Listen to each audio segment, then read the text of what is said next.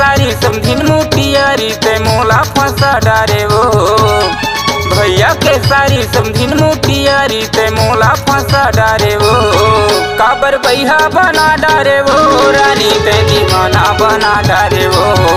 काबर भैया बना डारे वो, रानी ते दीवाना बना डारे वो। दीदी के देवरिया बढ़ावा सुखर ते मोला फंसा डारेगा। दीदी के देवरिया बढ़ावा सुखर ते मोला फंसा डारेगा।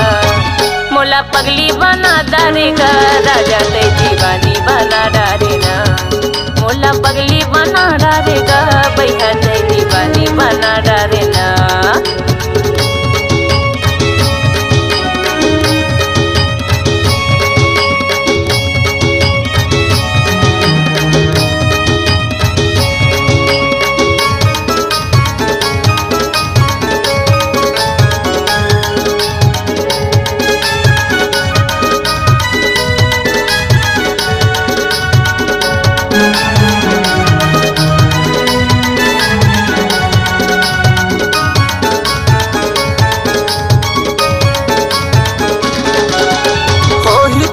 सोलह 17 उम्र, डोली बैठा के ले जाऊं मोर घर।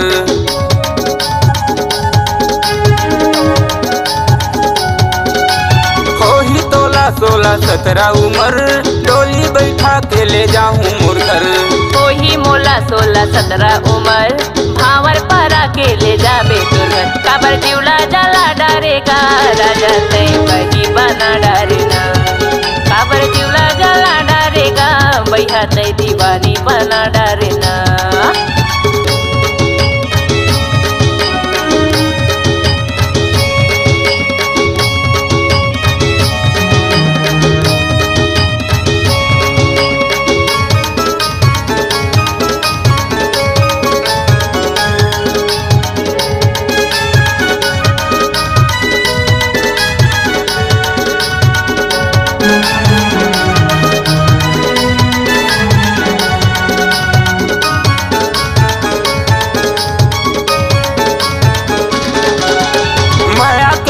गोटियाल रात भर, नहीं छोड़ा रानी मैं हर जियत भर।